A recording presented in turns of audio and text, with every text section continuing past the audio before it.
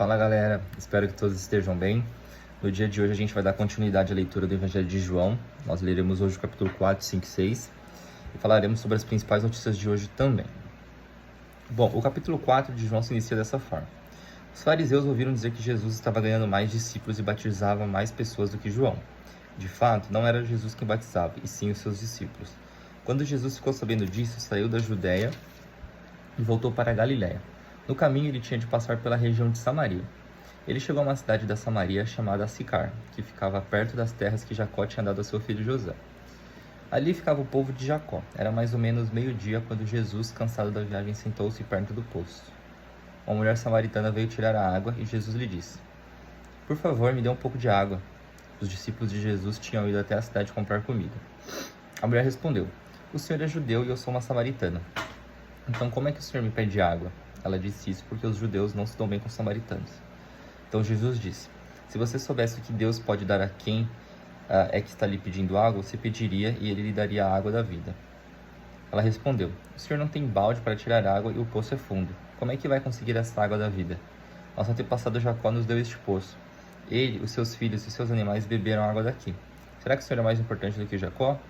Então Jesus disse: "Quem beber desta água terá sede de novo, mas a pessoa que beber da água que eu lhe der nunca mais terá sede, porque a água que eu lhe der se tornará nela uma fonte de água que dará a vida eterna."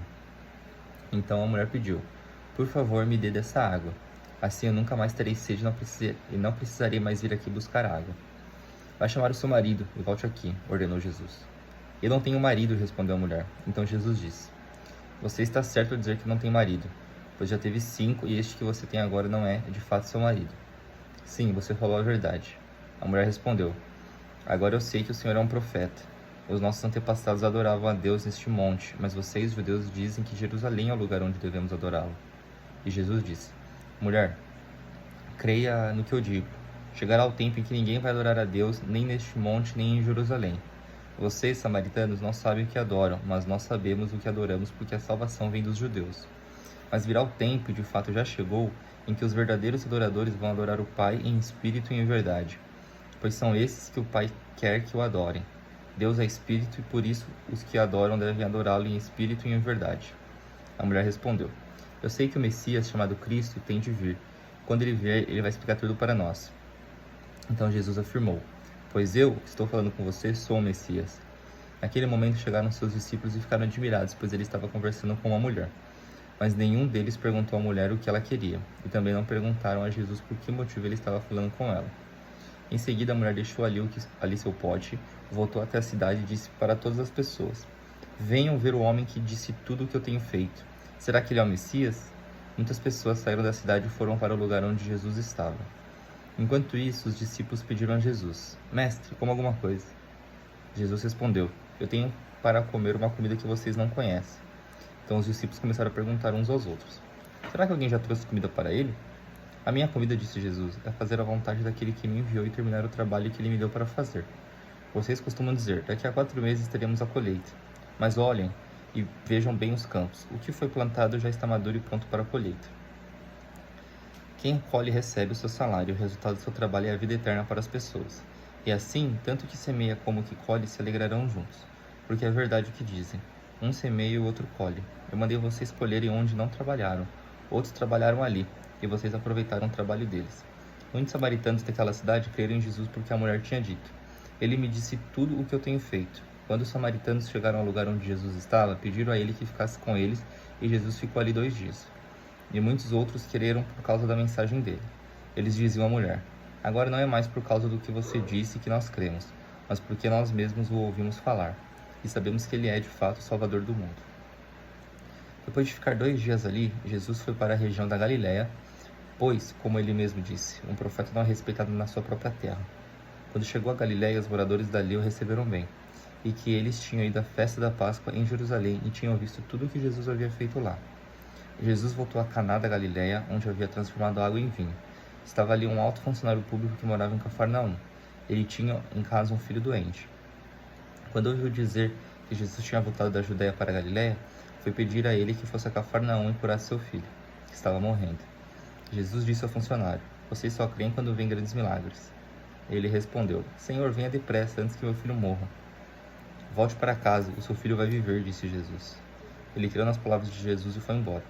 No caminho encontrou-se com seus empregados que disseram: O seu filho está vivo? Então ele perguntou a que horas o filho havia começado a melhorar. Os empregados responderam: Ontem, à 1 da tarde, a febre passou. Aí o pai lembrou que havia sido naquela mesma hora que Jesus tinha dito: O seu filho vai viver. Então ele e toda a família creram em Jesus. Esse foi o segundo milagre que Jesus fez depois de ter ido para a Judéia para a Galiléia. Capítulo 5. Depois disso, houve uma festa dos judeus e Jesus foi até Jerusalém. Ali existe um tanque que tem 5 entradas e que fica perto do portão das ovelhas. Em hebraico, esse tanque se chama Betesata. Perto das entradas estavam deitados muitos doentes, cegos, aleijados e paralíticos. Esperavam o movimento da água, porque de vez em quando o anjo do Senhor descia e agitava a água. O primeiro doente que entrava no tanque depois disso sarava de qualquer doença. Entre eles havia um homem que era doente, fazia 38 anos. Jesus viu o homem deitado e, sabendo que fazia todo esse tempo que ele era doente, perguntou: Você quer ficar curado? Ele respondeu: Senhor, eu não tenho ninguém para me pôr no tanque quando a água se mexe. Cada vez que eu tento entrar, outro doente entra antes de mim. Então Jesus disse: Levante-se, pegue a sua cama e ande. No mesmo instante, o homem ficou curado, pegou a cama e começou a andar. Isso aconteceu no sábado. Por isso os líderes judeus disseram a ele: Hoje é sábado e a nossa lei não permite que você carregue a sua cama neste dia. Ele respondeu: O homem que me curou me disse: Pegue a sua cama e ande. Eles perguntaram: Quem é o homem que mandou você fazer isso? Mas ele não sabia quem tinha sido, pois Jesus havia ido embora por causa da multidão que estava ali. Mais tarde, Jesus encontrou o homem no pátio do templo e disse a ele: Escute, você agora está curado. Não peque mais para que não aconteça com você uma coisa ainda pior. O homem saiu dali e foi dizer aos líderes judeus que quem o havia curado tinha sido Jesus. Então eles começaram a perseguir Jesus porque ele havia feito essa cura no sábado. Então Jesus disse a eles: O meu pai trabalha até agora e eu também trabalho. E porque ele disse isso, os líderes judeus ficaram ainda com mais vontade de matá-lo, pois além de não obedecer à lei do sábado, ele afirmava que Deus era seu próprio pai, fazendo-se assim igual a Deus. Então Jesus disse a eles: Eu afirmo a vocês que isso é verdade. O filho não pode fazer nada por sua própria conta, pois ele só faz o que vê o pai fazer. Tudo que o pai faz, o filho faz também, pois o pai ama o filho e lhe mostra tudo o que está fazendo, e vai mostrar a ele coisas ainda maiores do que essas, e vocês vão ficar admirados. Porque assim como o pai ressuscita os mortos e lhe dá a vida, assim também o filho dá a vida aos que ele quer.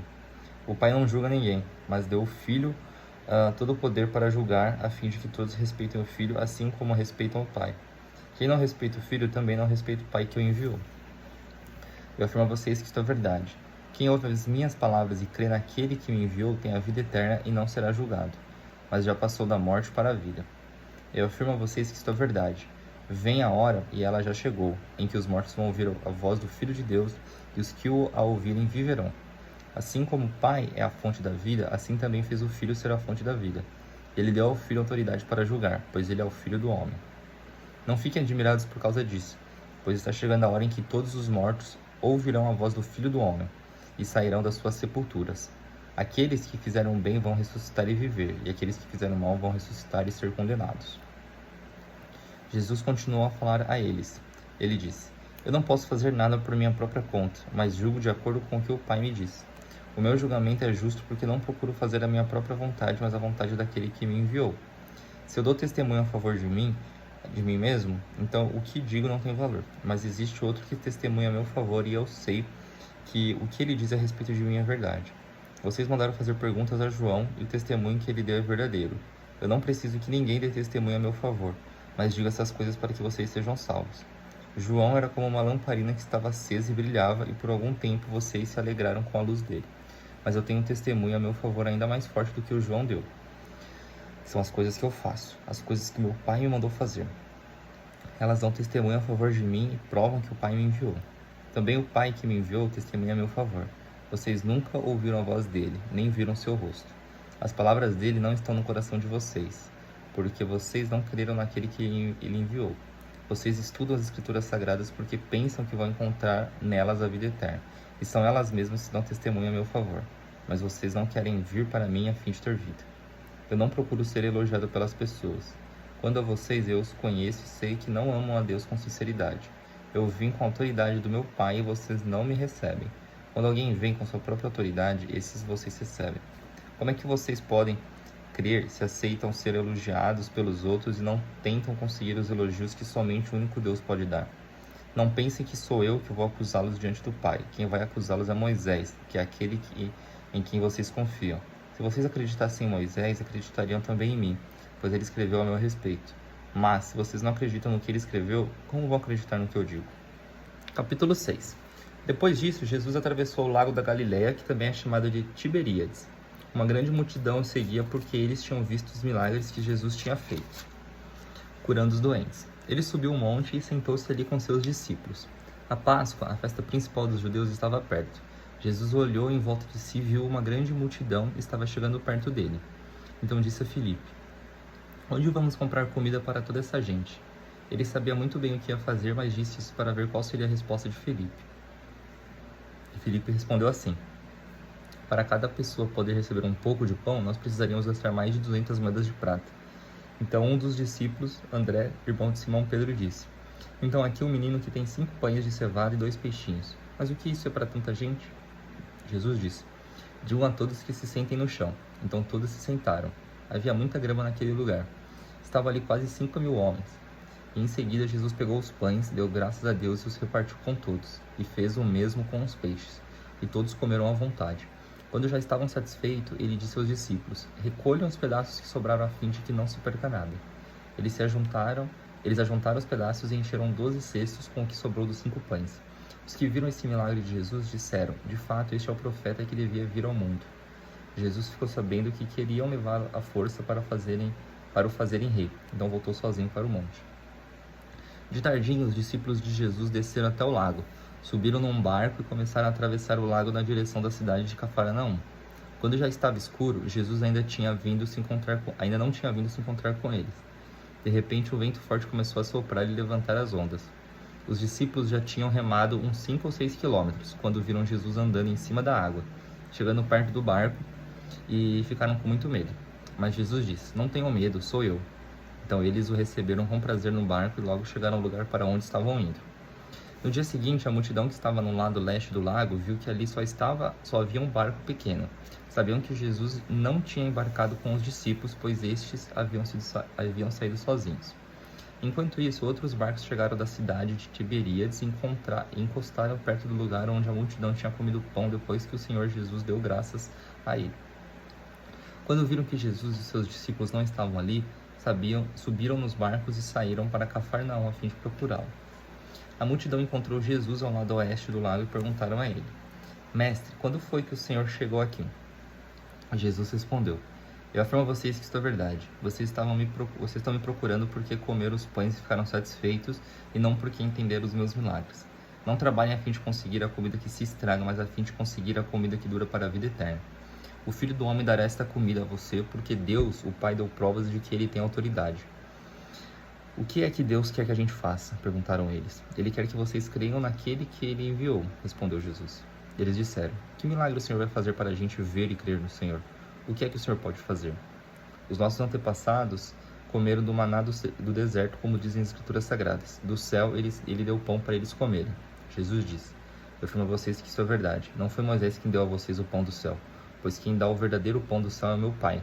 Porque o pão que Deus dá é aquele que desce do céu e dá vida ao mundo. Queremos que o Senhor nos dê sempre desse pão, pediram eles. E Jesus respondeu: eu sou o pão da vida. Quem vem a mim nunca mais terá fome, e quem crê em mim nunca mais terá sede. Mas eu já disse que vocês não creem em mim, embora estejam me vendo. Todos aqueles que o Pai me dá virão a mim, e de modo nenhum jogarei fora aqueles que vierem a mim. Depois eu desci do céu para fazer a vontade daquele que me enviou, e não para fazer minha própria vontade. E a vontade de quem me enviou é esta: que nenhuma daqueles que o Pai me deu se perca, mas que eu ressuscite todos no último dia. Pois a vontade do meu Pai é que todos que veem o Filho e creem nele tenham a vida eterna, e no último dia eu os ressuscitarei. Eles começaram a criticar Jesus porque ele tinha dito: eu sou o pão que desce e que desceu do céu. E diziam: este não é Jesus, filho de José? Por acaso nós não conhecemos o pai e a mãe dele? Como é que agora ele diz que desceu do céu? Então Jesus respondeu: parem de resmungar contra mim. Só poderão vir a mim aqueles que foram trazidos pelo Pai que me enviou, e eu os ressuscitarei no último dia. Nos profetas está escrito: todos serão ensinados por Deus, e todos os que ouvem o Pai e aprendem com eles vêm a mim. Isso não quer dizer que alguém já tenha visto o Pai, a não ser aquele que vem de Deus. Ele já viu o Pai. Eu afirmo a vocês que isto é verdade. Quem crê na vida eterna, eu afirmo a vocês que isto é verdade. Quem crê tem a vida eterna. Eu sou o pão da vida. Os antepassados de vocês comeram maná no deserto, mas morreram. Aqui está o pão que desce do céu, e quem comer desse pão nunca morrerá.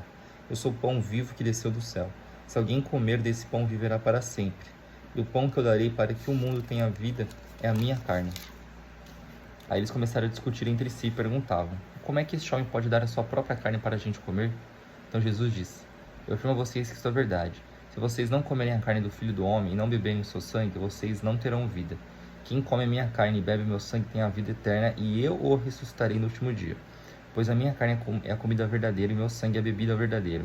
Quem come a minha carne e bebe o meu sangue vive em mim, e eu vivo nele.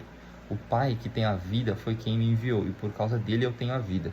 Assim, também quem se alimenta de mim terá a vida por minha causa. Este é o pão que desceu do céu. Não é como o pão que os antepassados de vocês comeram e mesmo assim morreram. Quem come deste pão viverá para sempre.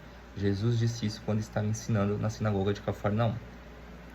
Muitos seguidores de Jesus ouviram isso e reclamaram: o que ele ensina é muito difícil. Quem pode aceitar esses ensinamentos? Não disseram nada a Jesus, mas ele sabia que eles estavam resmungando contra ele. Por isso perguntou: vocês querem me abandonar por causa disso? E o que aconteceria se vocês vissem o Filho de Deus, o Filho do Homem, subir para onde estava antes? O Espírito de Deus é quem dá a vida, mas o ser humano não pode fazer isso. As palavras que eu lhe disse são espírito e vida, mas mesmo assim alguns de vocês não creem. Jesus disse isso porque já sabia desde o começo quem eram os que não iam crer nele, e sabia também quem ia traí-lo. Jesus continuou: foi por esse motivo que eu digo a vocês que só pode vir a mim a pessoa que for trazida pelo Pai. Por causa disso, muitos seguidores de Jesus o abandonaram e não o acompanhavam mais. Então ele perguntou aos 12 discípulos: será que vocês também querem ir embora? Simão Pedro respondeu: quem é que nós vamos seguir? O Senhor tem as palavras que dão a vida eterna, e nós cremos e sabemos que o Senhor é o Santo que Deus enviou. Jesus disse: foi eu que escolhi todos vocês, os 12. No entanto, um de vocês é um diabo. Ele estava falando de Judas, o filho de Simão Iscariotes, pois Judas, embora fosse um dos 12 discípulos, ia trair Jesus. Bom, galera, sobre as principais notícias do dia de hoje, né? No Brasil a gente tem uma agenda um pouco mais fraca, mas lá fora a gente tem bastante dados a serem divulgados, tá? Começando com a Europa, a gente tem os dados de inflação saindo na França e na Alemanha, tá bom?